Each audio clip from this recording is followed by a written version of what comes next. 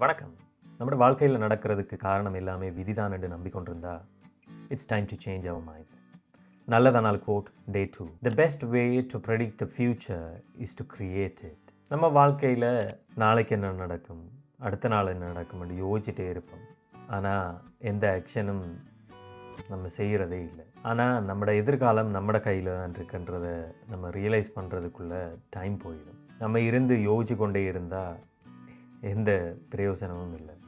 Action மட்டும்தான் வாழ்க்கையில் மேஜிக்கை create பண்ணும். எதை நோக்கி ஓடிக்கொண்டிருக்கோம், எதை அச்சீவ் பண்ணுறதுக்கு ட்ரை பண்ணுறோம்ன்றதை கிளியராக ஒரு கோலாக செட் பண்ணி கொள்ளுவோம். ஒரு ஆக்ஷன் பிளானை க்ரியேட் பண்ணி அதை நோக்கி ஓடிக்கொண்டிருப்போம்.